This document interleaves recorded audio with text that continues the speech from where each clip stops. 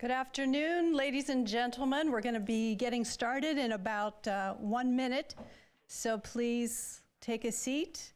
Do we have any other registrants waiting? Still 3 or 4? Okay. If you are a presenter, please come and sit in the first 2 rows.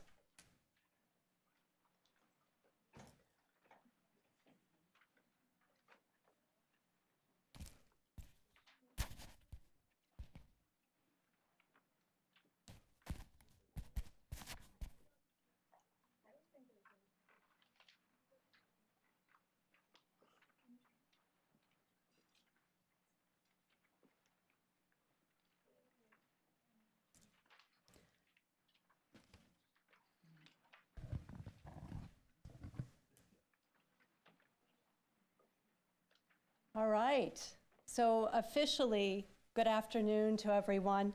I want to welcome all of those of you who are spending your Friday afternoon with us, our distinguished guests, our faculty, and our students. As many of you know, but some of you don't, my name is Anita Mirko. I am very proud to be a clinical associate professor in the Department of Biomedical Informatics at ASU.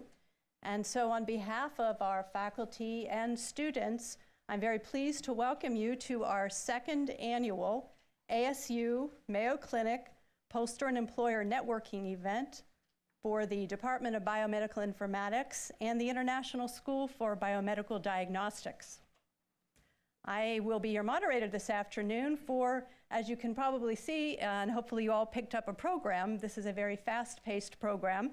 But the very first thing I'd like to do this afternoon is introduce you to our first VIP. If you look at the program, we have 2 VIPs with us today.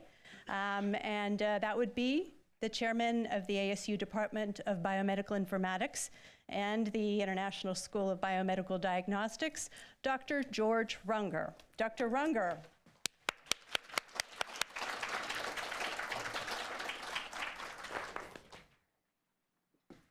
Hey, thank you, Anita. We're excited about the event. We did it last year for the first time, and this year we're really happy to have all of you in attendance, as Anita said, on a Friday afternoon. So we appreciate the employers, the faculty, the current students, as well as potential new students for fall of 2016 that may visit for the group. It's an important time for healthcare. You know, you're all aware of the different cost delivery policy models that are in place, but there's also a lot of new technologies that are available, right, in both the diagnostic fields, in areas such as patient portals, wearable devices, integrated data sets that are giving us unprecedented access to greater information, personalized medicine, and so forth. And really the goal of the informatics and diagnostics programs here at ASU are to prepare the next generation of folks to participate in that revolution, really. And, you know, we appreciate the employers so much because, you know, in the end, the placement of the students are so important. There is a good demand because of all of those current trends in the field these days. And so we do, you know, we would like your help to kind of get the word out that these can be rewarding careers for students, you know, both for impacts to patient lives as well as career opportunities for the individuals as well. And so again, we appreciate your help, and we also thank Mayo Clinic for their support for this facility and this event. And with that, I'll introduce Lyman Schlepp, who's the... I'll explain who I am. All right.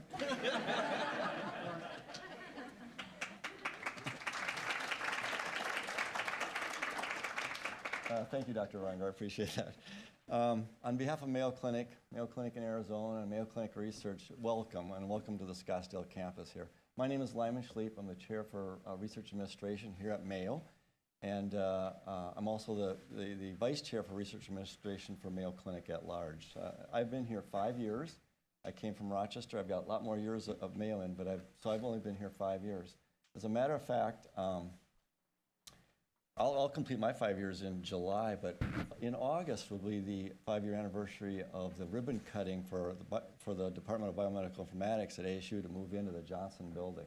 So that's 5 years old here, and as we speak, we're working on the renewal for another 5-year commitment for you to be in the space in the Johnson building. So, and in fact now, and I see a few people in the audience here, our Mayo Clinic biostats group is embedded in the biomedical informatics floor of the second floor of the Johnson building. So we appreciate that space.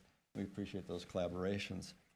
At about the same time, 5 years ago, Mayo Clinic, and this is actually when I was in Rochester when it started, but we came up with this new appointment called Research Affiliate. And a research affiliate, we only do this with our strategic partners, and ASU is one of our 5 strategic partners. And so this position allows for the faculty, and by the way, we've got about 120 research affiliates now, and over 80 of them are with ASU. We've got some with the University of Minnesota, some with Karolinska, some with University of Illinois, Urbana-Champaign, and so forth. But the bulk of them are with ASU. So all the faculty at ASU that are in the biomedical informatics field, they're research affiliates. And what I learned, so I had to do the orientation. I met with all the faculty, met with them in their office, and it's basically an orientation. It's pretty serious. We do drug testing and background checks and everything to get this appointment. And when I met with all the faculty and now several of the students and so forth, when I walked out of their office, I would ask, who are you collaborating with at Mayo Clinic? Not knowing. And sure enough, at least everybody had at least 1 to 5 collaborations going on currently with our Mayo Clinic physicians and scientists. And meeting with Dr. Merkel here earlier this week, I saw the listing, and there are a lot of collaborations going on. Everybody is, so it's really a powerful thing. Dr. Cochet he's not here, so I'm representing him, and he is the Division Chair for Biomedical Sciences and Informatics at Mayo in the Department of Health Sciences Research. And then also Dr. Diane Jelnick is the Dean for Research here. So unfortunately, they're not here. So I'm representing them and Mayo Clinic this afternoon to welcome you here.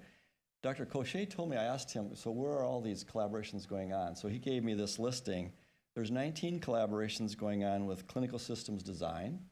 There's 4 collaborations with health applications. There's a dozen with bioinformatics. There's 3 with natural language processing. And there's 3 with clinical imaging, and then there's a smattering of others. So that kind of gives you where all those collaborations are. My last comments are this. I think this collaboration is very important. Mayo values ASU Biomedical Informatics, and now I've learned biomedical diagnostics to their campus and to this integration. It's a complement to Mayo Clinic. We have got the physicians and the scientists, but what you provide complements that. You have the expertise, the IT expertise. And also, this relationship provides a great opportunity to match these scientific and technical expertise with the Mayo Clinic practice.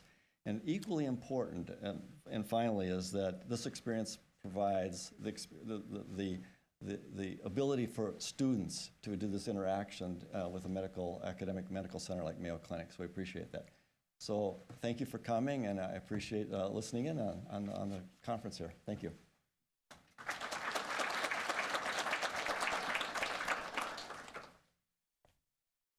So we are very, very appreciative, as Dr. Runger said, of our relationship with Mayo Clinic and the countless kindnesses that have been extended by the researchers and the staff over the past 5 years that we've been here. And so we'd like all of you to give Jill Lyman and to the other Mayo representatives here a round of applause, and thank you.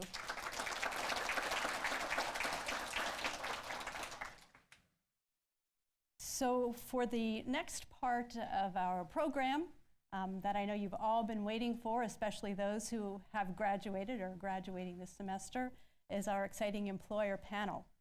And I want to kind of go through the ground rules of the employer panel right now. So all panelists, you have the list of the order that we will be going in, and it will be according to the program.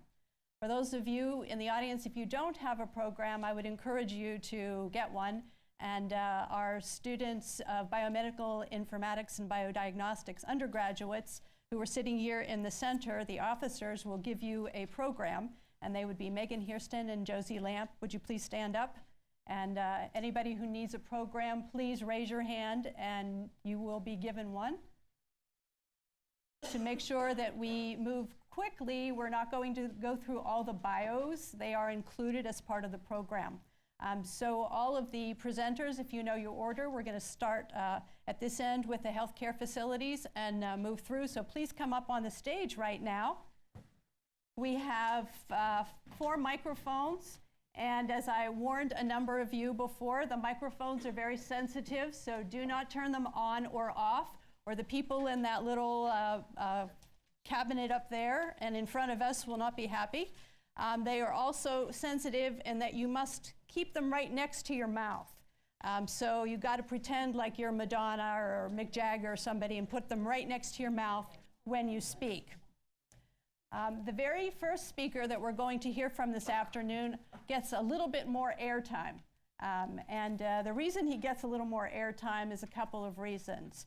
That's Dr. Hamid Abizadagan. He is an ASU grad, so that's one of the reasons he gets more airtime.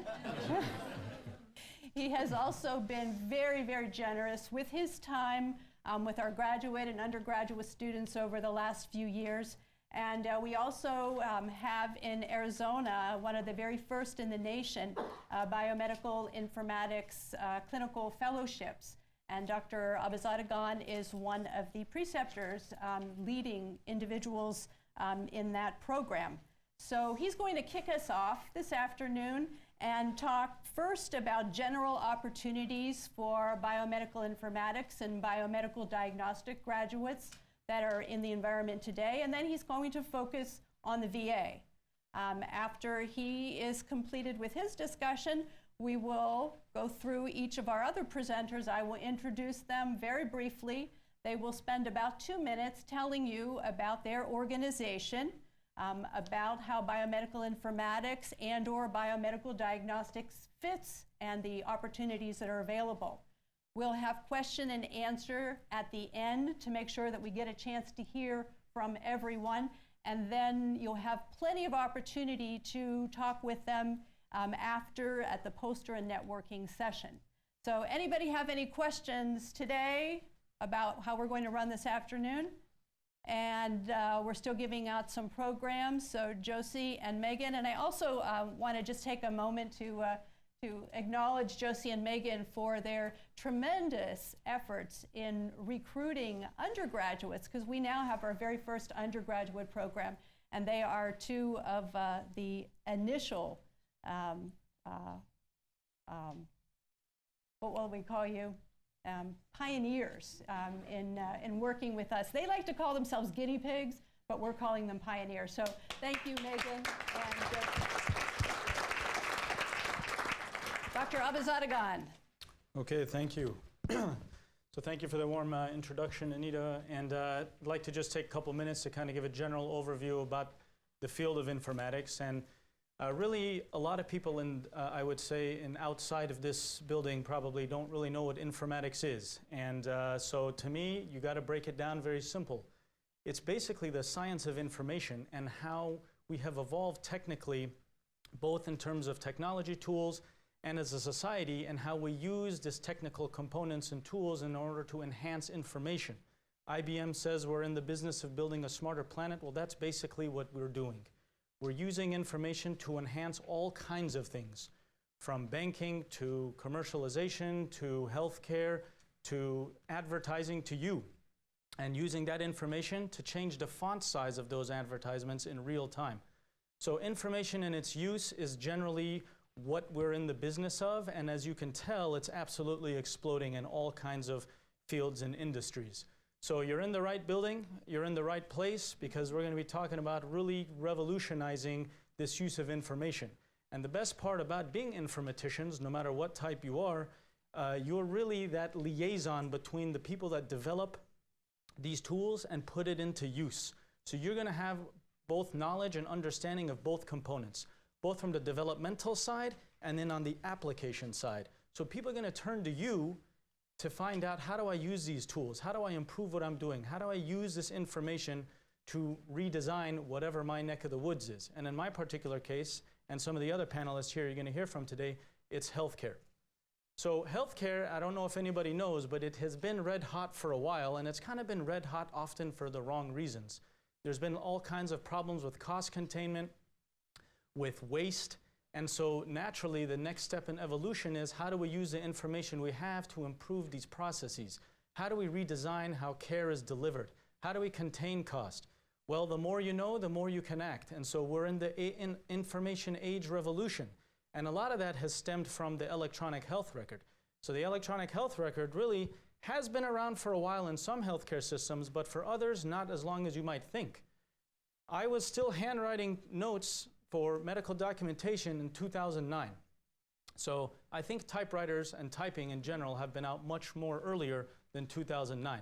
So really the use of these electronic health records has really not been out that long. And so it's only been out for so long, but now it's the ability to extract that information and put it into use.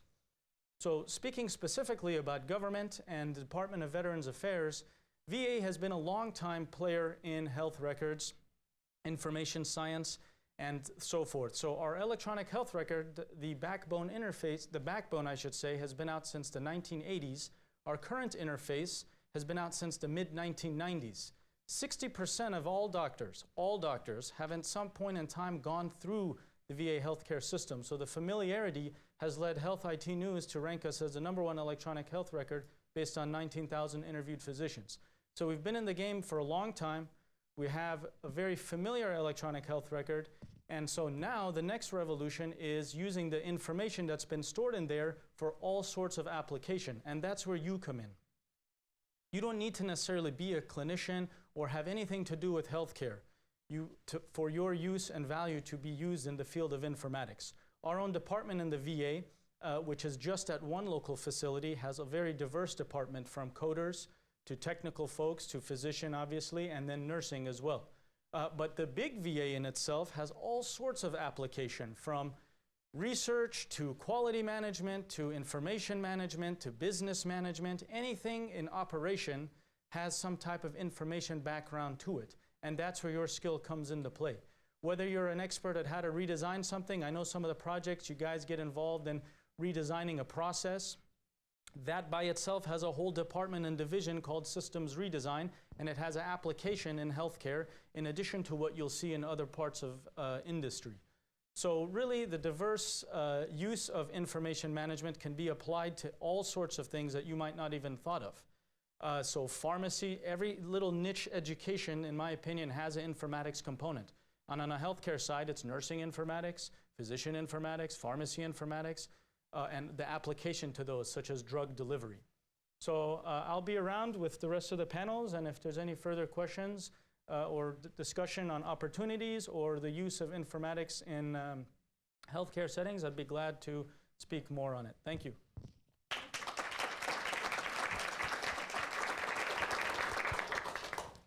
And now we're going to hear from Ken Farrell. And Ken is a data scientist and statistician with Dignity Health. Welcome, Ken. Thank you very much. Am I doing okay on the mic Keep here? it up. Keep it up there? Yeah. Okay. Can you hear him? You might want to spray it when we're done to make sure we don't pass any germs between us. Thank you very much for having me back. I was at the panel last year. It was great to see all the students. I've actually been to 3 poster sessions, so I remember quite a few of you. So when I talk a little bit about Dignity Health, some of it might be review, but for some of you it'd be brand new. Stephanie, I remember Stephanie from 2 or 3, 4 years ago maybe. So anyway, I'm going to talk about jobs. So I want everybody, the phones will go down. People will be like, jobs, that's what we're here for. So I'll tell a little bit about Dignity Health, and then the type of stuff I do and the type of stuff that we're looking for the BMI program. So I'm a data scientist. This is probably one of the few groups I really don't have to explain what that means to. Basically, I'm in charge of kind of combining computational power with statistics and data in healthcare. That's what I do. Dignity Health, for those of you that don't know, is a large healthcare system. We have 39 acute hospitals in 3 states here, California. We have 4 here in Phoenix and 3 in Las Vegas. We also have hundreds of outpatient and rehab and occupational health clinics across the country. So we have we have 55,000 people working for Dignity Health. The type of people that we're looking for are the type of people that have a good background in statistics. They know how to analyze data, and they know how to apply it to the healthcare domain. We do a lot of predictive analytics around things like predicting things like sepsis, readmission, which are kind of standard fare for healthcare organizations. But we do go into some pretty novel areas. Right now, we have a perinatal safety project where we're trying to predict babies that are at risk of hypoxia, which can be a devastating, lead to devastating results for a patient for years and years to come. And it's a big impact on the patients, the families. So we are expanding in some of those spaces. They're very exciting spaces. We currently are posted several positions. If any of you happen to be nurses or MDs, we are looking for informaticists that have a background in the clinical side. Those are the folks that go and help implement new systems design in the workplace and help the physicians and the nurses work with these new systems so there's not a frustration in getting those systems up. And again, we do a lot of analytics, and we are moving into a big data platform. So if any of you are interested in big data platform, if you're maybe CS type people, we have a huge effort undergoing right now, building a huge Hadoop platform with our analytics partners, SAS. So that's it. I'll be around afterwards to talk to any of you. If you have resumes or cards, you can catch me on LinkedIn. I love the poster sessions. This is like one of the most favorite things I get to do as part of my job is come to see the ASU poster session. So I'll be here probably till they throw me out. Thank you. Thank you very much, Ken. Next, we have a representative from Maricopa Integrated Health Systems, and that is Ahmed Mohammed, and he is a public health scientist. Welcome, Mohammed. Thank you. So I am a public health scientist with Maricopa County Department of Public Health.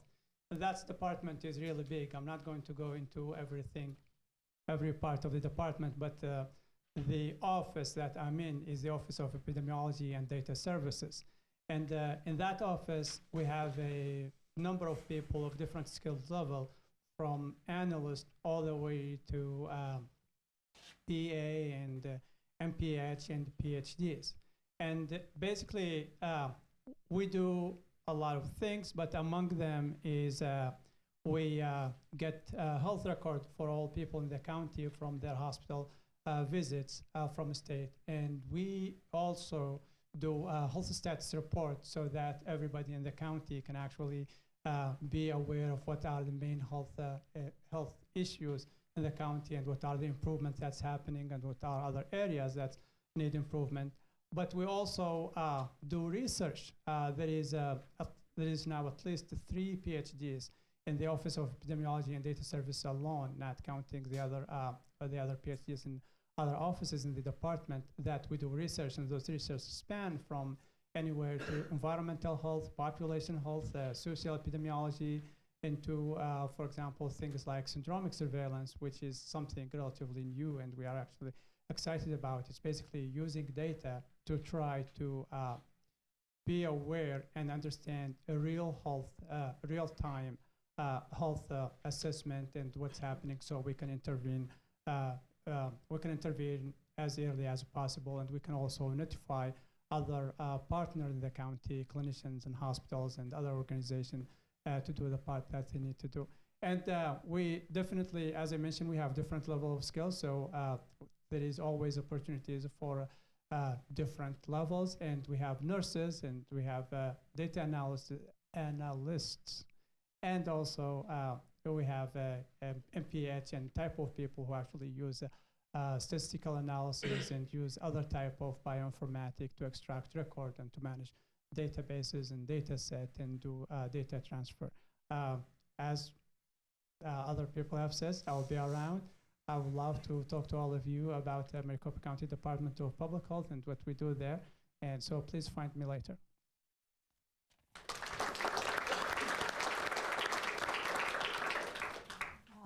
Next, we have a familiar face, Barry Bradley. Many of you may remember him from his days here as a BMI student, and he is a continuing PhD candidate and the only active student who's on our panel today. And Barry represents Banner Health, where he's the Director of Clinical Performance. Welcome, Barry. Thank you. Delighted to be here. I remember several of you from last year, and you probably recall me saying that health industry is moving towards more and more health management and population health. and Banner Health is firmly in that camp. We have a group of about 30, in excess of 30 analysts. The department I lead has about a dozen pure informaticists, and the rest are everything from those who generate reports to those who extract data. We've formed a few specific teams, and they're pursuing health management and population health. Several of the posters that I saw up front, for example, Rachel, you have one or two I noticed, and the kind of work that you did, you're showing in those posters is precisely the kind of areas that we are pursuing. Banner Health, as you know, is a large integrated health system. We have an insurance component as well as clinics and acute care settings. More and more, the insurance aspect is playing a role in healthcare, and our team is, we're caught in the tension between utilization management and health management. Those of you in the industry will understand where this might play out. We have about a half dozen positions right now that are open. We're looking for both senior analysts as well as more junior analysts, and those would specifically be joining our health management team. We're applying predictive analytics. We're pursuing a good number of areas in data visualization, as well as what you would think of as the normal day-to-day analytics that any healthcare organization does.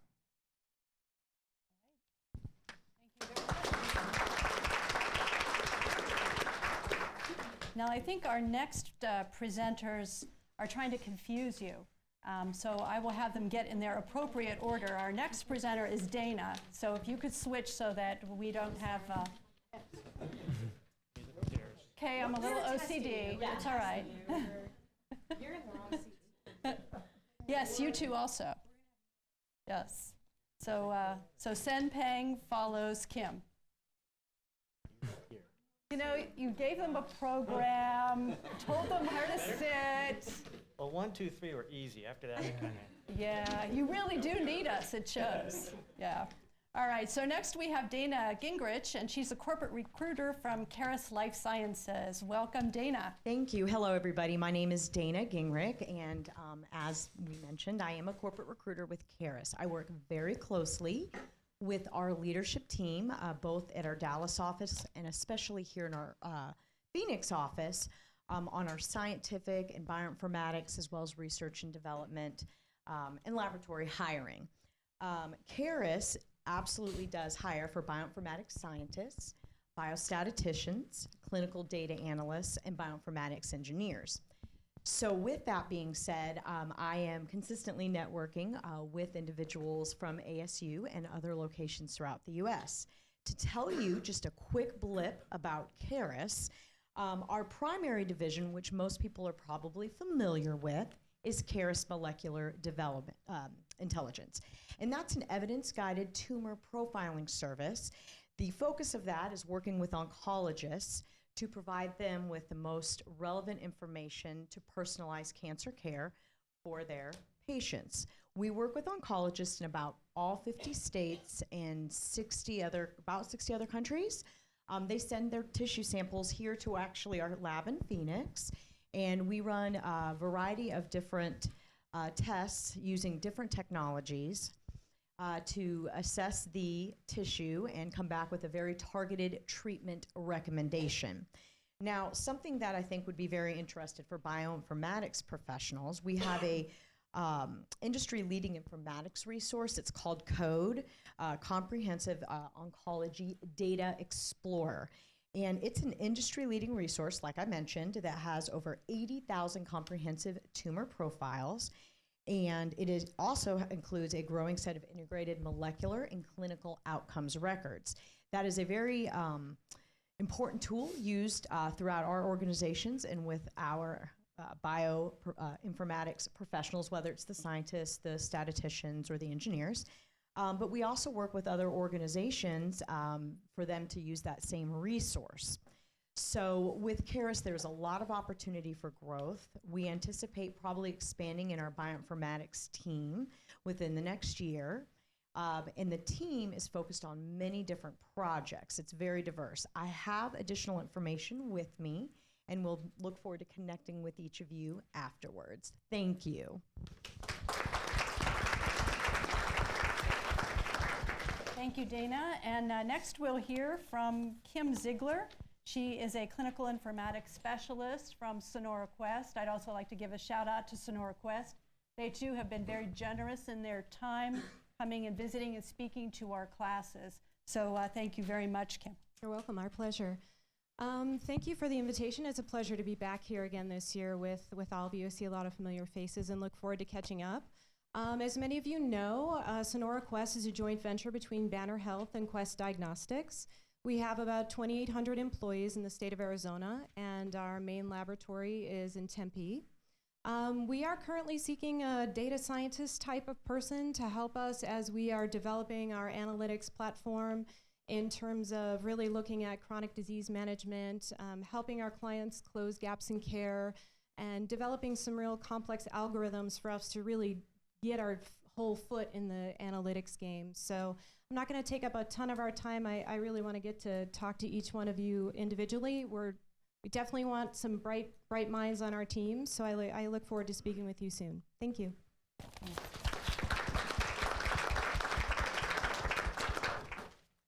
And thank you very much, Kim. We're very proud also of our next speaker, and that's Dr. San Peng. He's from Translational Genomics Research Institute, better known as TGen, where he is a bioinformatician. Thank you very much. And also an alumni. So first, it's very good, feeling good to be home. And first I want to mention that it's an honor to be through a very strict and good program as BMI. You can see that you have to sit in exact order they mentioned. So under such strict training, and I currently I'm working as a bioinformatician and a staff scientist at the TGen. So TGen is a non-profit research institute. We are not affiliated with any university or industry.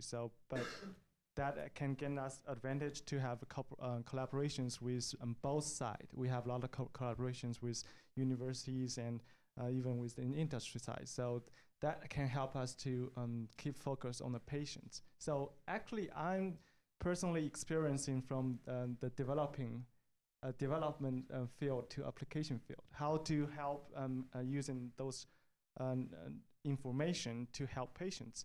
So what we majorly do is at TGen here is to to do genomic sequencing. So we have, for example, if we have a tumor biopsy from a patient, and we have the matched blood from the same patient. We do sequencing, all kinds of sequencing, the DNA sequencing, RNA, methylation, epigenetics. And we try to figure out the biomarker that is specific, unique in that tumor sample, but not detect in the blood sample. In this case, we might have to treat use an alternative way to treat the patients. So we are treating the patient, each patient N of 1. So we are thinking their disease is unique, no two cancers alike. So, and we are trying to figure out what's the unique characteristics inside the patient. And one thing I'm talking about the transition, you cannot just directly apply what you learned from your courses and into reality. I'm naive before that, but now I know. We kind of just giving you a brief example. We are prone to, as scientists, we are trying to treat the disease, while the physicians are trying to treat the patient. So even, for example, after we get a report of the tumor biomarkers from the sequencing result, and the tumor board might make a recommendation to the physician, we should maybe a combination treatment of drug A, B, and C instead of the conventional drug A alone is better for the patient.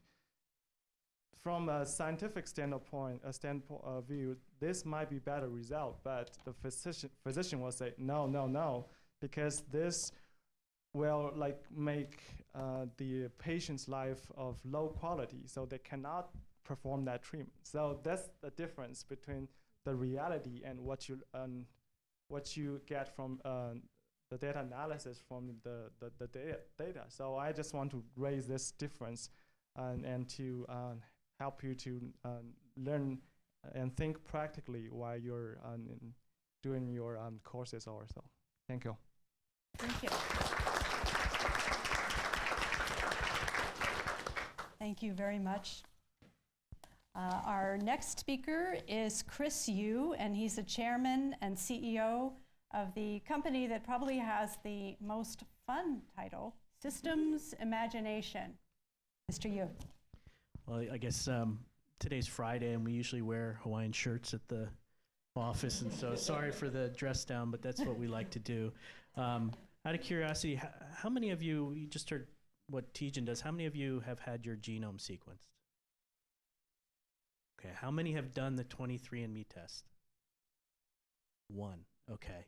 2, okay, 2, that's it, 3, okay, maybe a handful, that's interesting. So in the coming years, genome sequencing has dropped in cost at a rate that has outstripped Moore's law. So it used to cost, to sequence the first human sequence that was published in Science and Nature almost 15, 16 years ago now, cost something like $3 billion. It now costs about $1,500 on average to do a whole genome. It'll keep dropping, and it'll be lower than the cost of doing a CAT scan, and everybody in this room will eventually have their genome sequenced. So with that means, what do you do with that kind of data? At Systems Imagination, our job is to help pharmaceutical companies, biotechnology companies, healthcare research institutions figure out what to do with really complicated data like genomics, and how to integrate that information with other types of healthcare important data like radiology exam, images, clinical features like does the patient smoke or not, and enable industry and others to figure out why is it that some drugs work in some patients and don't work in others. So even the most exciting drugs in cancer care today, they may, ones like immunotherapy, they may help 4 of the 12 of us on the stage. Why doesn't it help the other 8? And that's a question that's a real conundrum that only informatics can solve.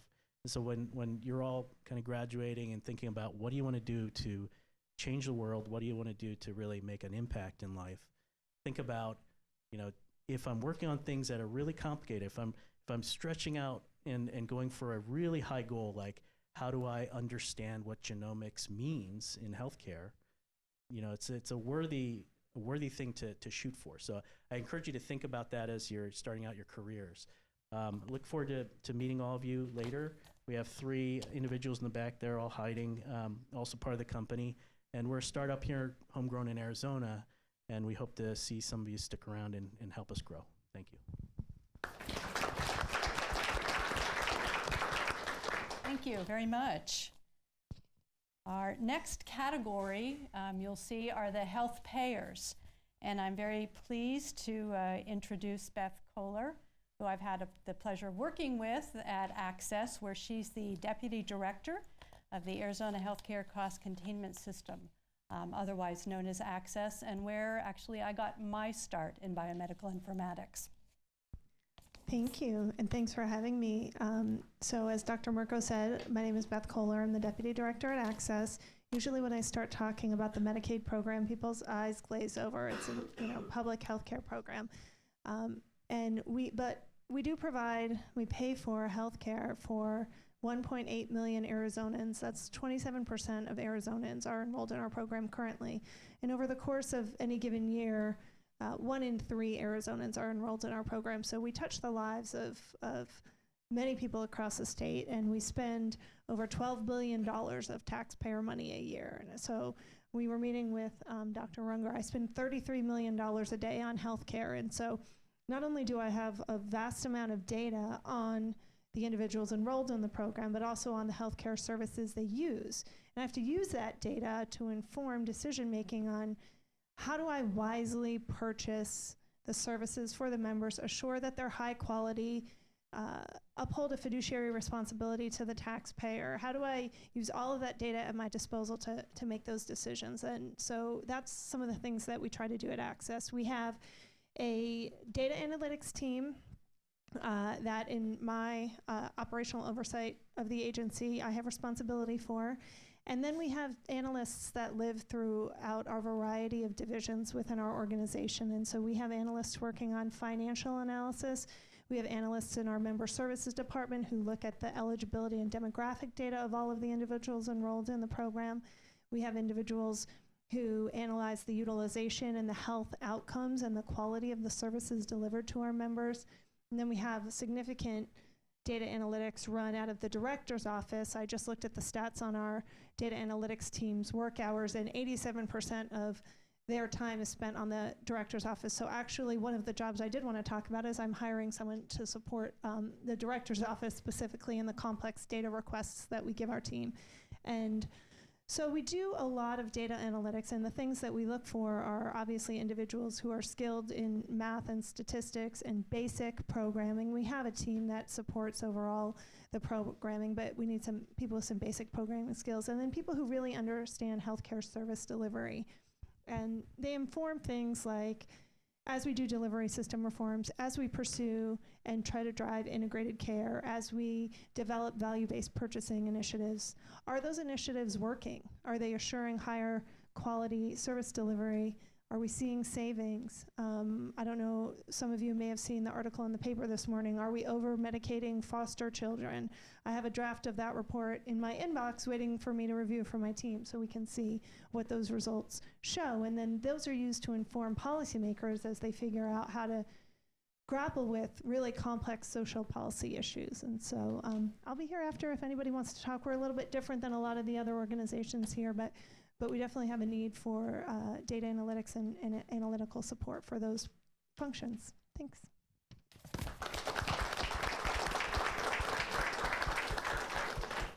Thank you very much, Beth.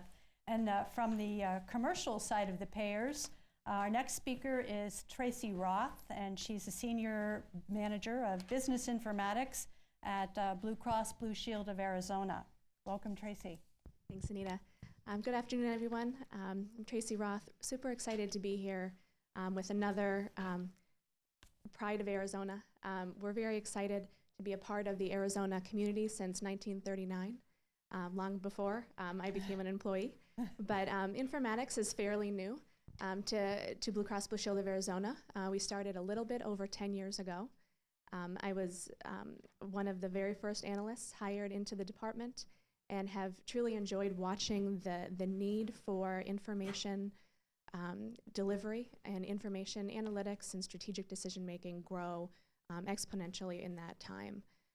We are about 1,500 employees strong in Arizona, and most of those being headquartered at our Phoenix office, which is off of I-17. Informatics, it's exciting to be in a room of individuals that understand what that means.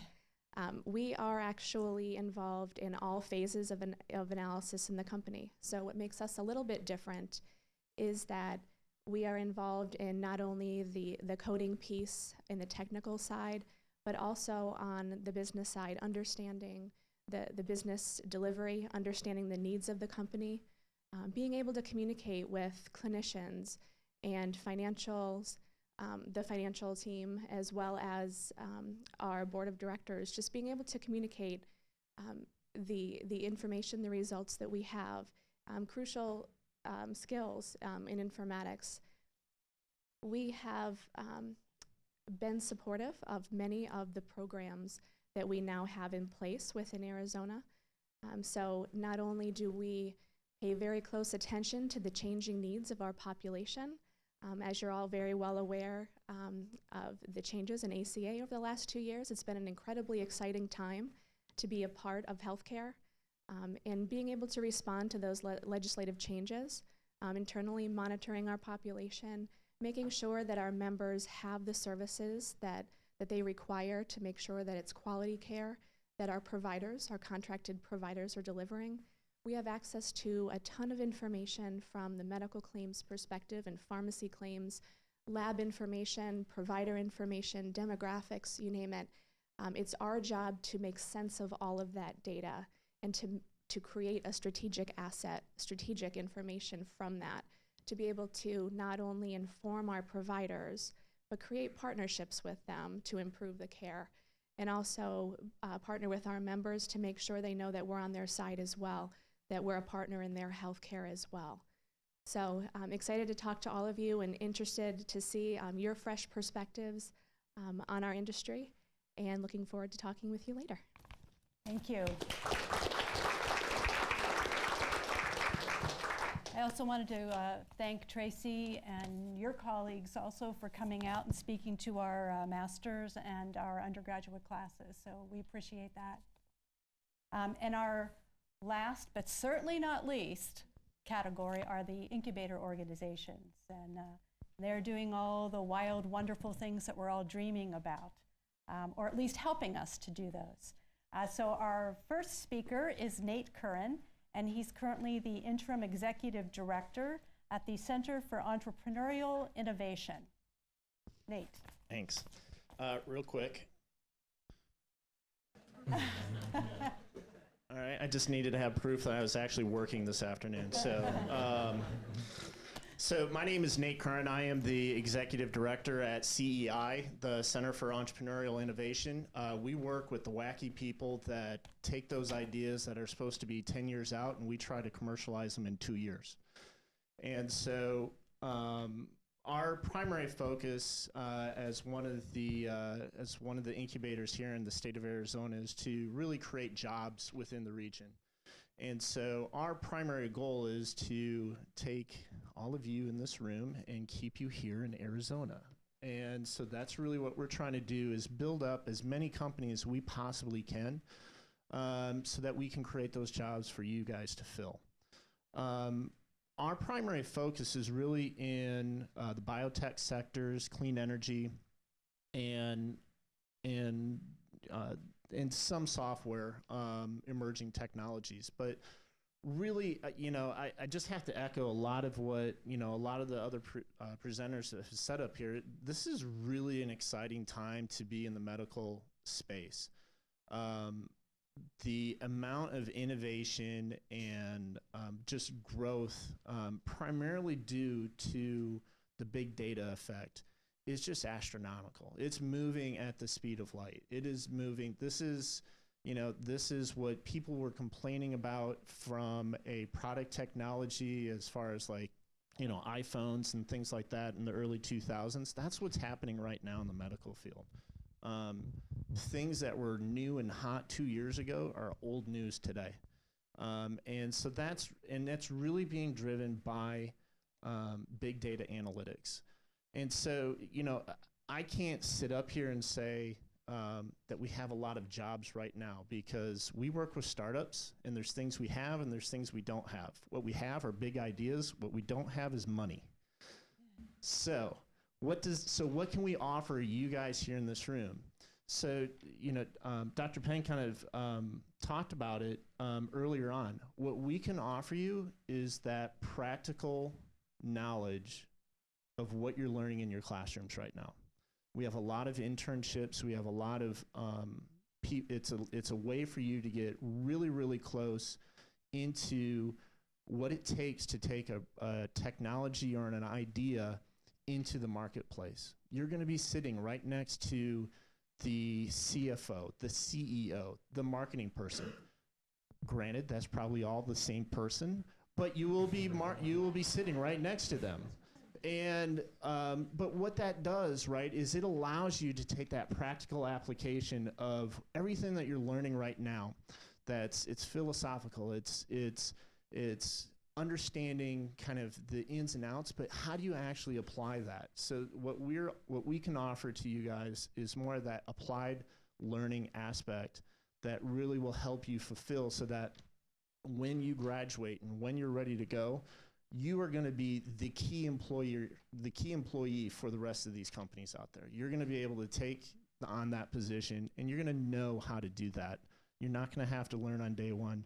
We'll already have done that for you.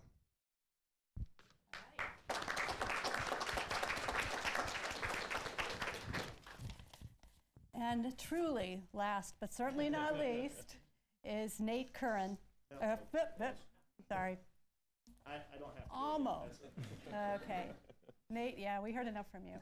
Okay. The last speaker we have is from BioExcel, and BioExcel is a really interesting organization that connects people. And so we have here today Remy Turner, and Remy is the commercial program manager for BioExcel. Going to tell you about BioExcel and then also introduce you to some of the partners who are amongst you. Remy. Thanks. Yeah, so I'll come out and say it. BioExcel probably isn't going to be your future employer. But our goal is to help you guys become your own employers, essentially. We do a lot of the same things that CEI does, but we try to support entrepreneurs in creating their own ventures. One thing that I specifically want to reference is a program that we have going on. It's called the Solutions Challenge. It's similar to a Shark Tank competition where entrepreneurs pitch their ideas to a panel of high net worth individuals for investment. And in our competition, if you can convince those high net worth individuals to invest in your company, BioExcel will match that investment up to $50,000. So the first year we had $200,000 of seed funding walk out the door. And last year we had close to $150,000. Why I'm mentioning this is that it's a great opportunity, especially for students this year, because we have brought a couple of guests with me from Medtronic, but they've sponsored a student-specific category in this year's Solutions Challenge. So I brought Randall Schulhauser, commercial insight leader for Medtronic. Yeah, please stand up. Yep, and then also Pam Gex as well, who's a HR recruiter for Medtronic. And so what I'd like to encourage everyone to do after this is over is go and talk to these guys. So like I said, BioExcel probably won't be your future employer. Maybe some of our portfolio companies might be. You know, our goal is to help you guys commercialize some of the great ideas that are going to be the next technologies of tomorrow. But I did bring some people along with me that also might be able to employ you in the future. So I encourage you guys to talk to them and get their perspective on opportunities and going forward. All right, thank you very much.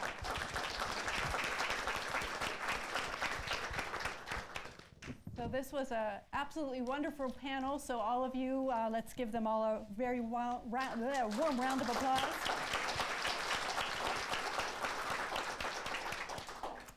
Are there any other employers here that weren't able to make it to the panel that would like to let us know that you're here?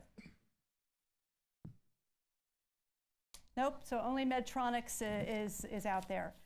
So we have a few minutes for questions and answers. If anyone has any burning questions that you think everyone else would be interested in, now's your chance. And while you're thinking, I will ask our TGen representative the question that I frequently get. Who are you hiring? Only PhDs, masters, or everything? Or no one? Those who qualify. I mean, I think TGen is currently hiring definitely more PhD level of postdocs or even faculty members. But we do have opportunity for a master and undergraduate student. And you can start as, like Nate mentioned, you can start with internship. We have a lot of internships supported by the philanthropist. And we have an IV neurological internship that will support a student for 1 year and to kind of do their research in the field of neurological disease.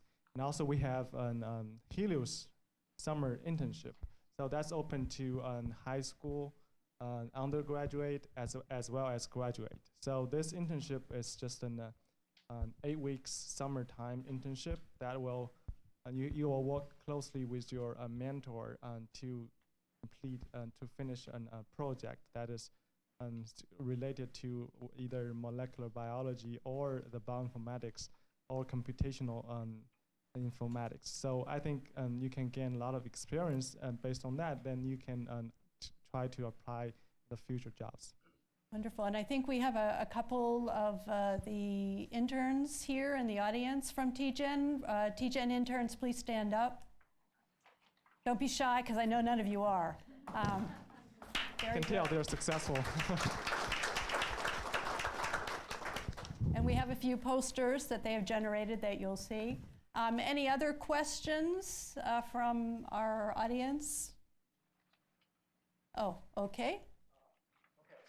And let us know who you are and which, if you're an undergraduate, graduate. My name is Jen. I am a PhD student from IU Department of Industrial Engineering, and I'm a student for Dr. Clark Bunker, who's sitting there. And I have a question to Mr. Nate Curran. Did I say your name right? Yeah. Okay, so I really like the idea you were just talking about. You said like your company is helping the students getting prepared, get ready before they go to work to maybe the employer is sitting next to you. And you were talking. I also said you were talking about your company is working close to the entrepreneurships, and you are helping them to hire the internships to the entrepreneurs. And can you just talk a little bit more about that? Just are you your company's hiring us, you evaluating the candidates, or you just introduce us to the companies and entrepreneurs, and they're evaluating us? Yeah, so basically, so you'll have that individual relationship with each company. And so what we've done is we work with Maria here at BMI, but also other areas with ASU, with NAU, even U of A. I know that's like a four-letter word here, but to open up opportunities for students to get some of that practical knowledge. And so what you would do is just contact us at CEI, and I'll leave my cards and everything, so you can just email me and we'll get it to the right place. But it's fairly straightforward in that we post what's available, and if it's interesting to you, some of them are paid, actually, some of them are not, but we post those. If you're interested, we put you in touch with those individual companies. So we do actually have some on our own. Ours are more marketing related. It's still interesting stuff. Actually, we do have our current intern at CEI is from this program, and he's doing deep dive data into marketing stuff, so that we're doing competitive intelligence for our startup companies. So it's interesting. Like I said, big data is absolutely changing the landscape, and so it's not just in the medical field that's super red hot. It's across the board, and so even if you don't necessarily get a position that is directly related in doing scientific research or medical research, even just getting in there and understanding how to put data together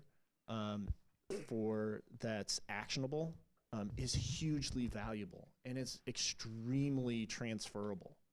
And for you to be able to prove that you can do that is, again, it's going to be much more attractive to the rest of the people that are up here on the stage. Very wonderful, insightful comments. Thank you. Any other questions? Josie.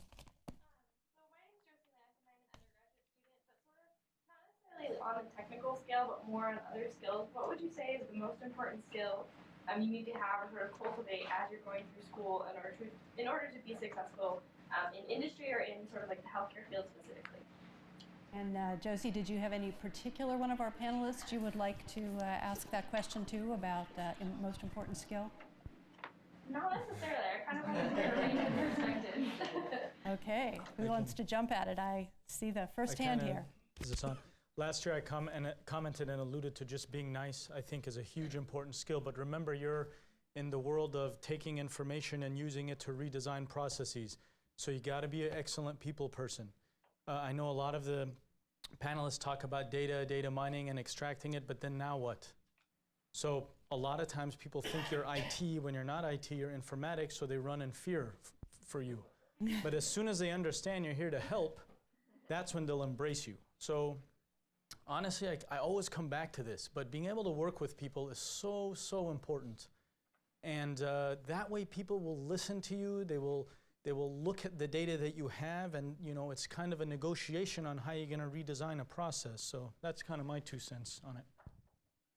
Yeah, I would agree. I mean, so my background is actually software development. And so, for me to be in the medical field and helping run this, a medical type incubator is, it's new and exciting and challenging for me.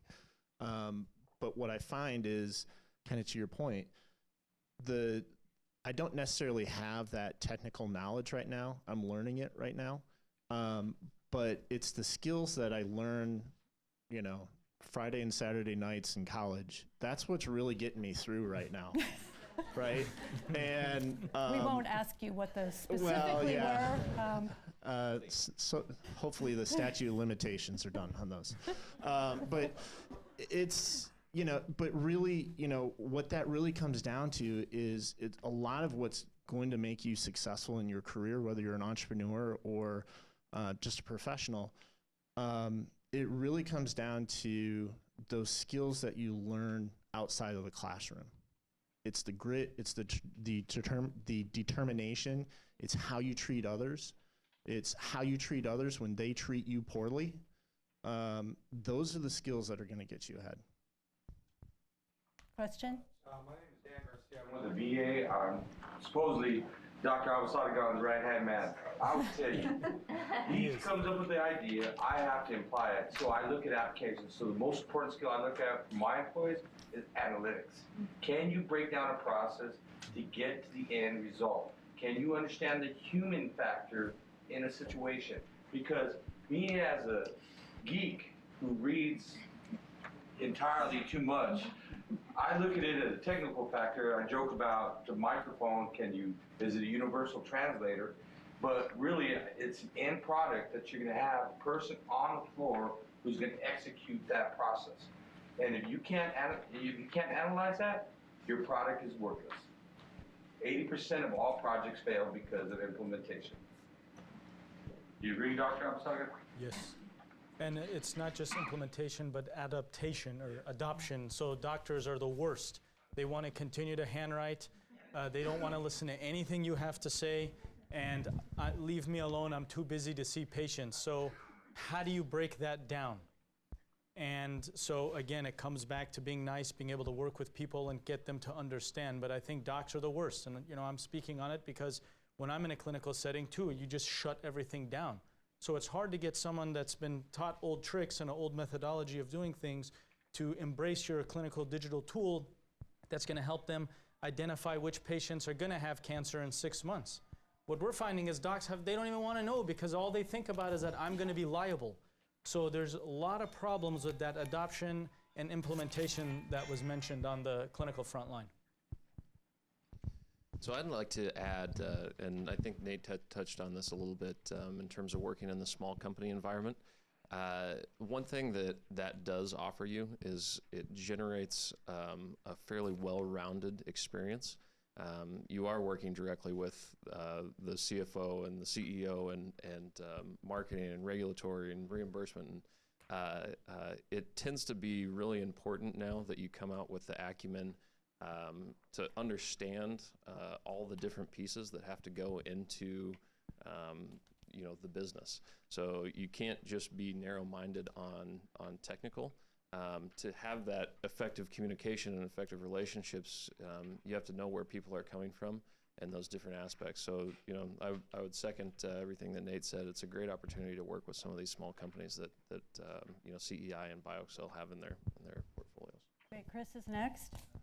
You asked, what do we look for? I'm going to respectfully disagree. I don't really care if you're nice or not. I care that you're passionately curious. So whatever you're working on, I want to see, and that's how we hire, is that you are so driven to answer your problem, whatever questions have been asked of you, that you're going to do what it takes to get there. And sometimes you have to break down barriers. I mean, sometimes you really have to just go for the goal, and it happens that we don't all agree all the time, but we get there. And I think that's That's really important for startups. You set a goal, you set milestones, and you have to get there, or else you're out of business. So. Can I just add 2 seconds? So I'm not going to disagree with any of the things that's been said. I think it's all important. But I think another part, it's important to look at what the employer wants and what the job wants.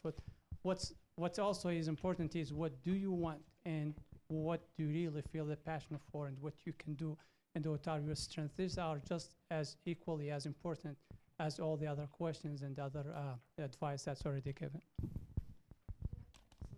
Sure.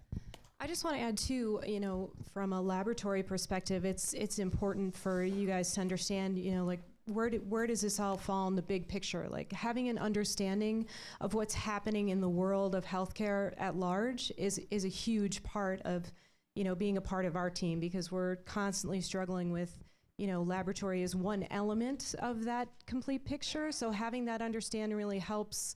Having a focus on that big picture will help you in anything you decide to do as well. All right, so I wish we could go on, but I know we're out of time, and actually we're over time.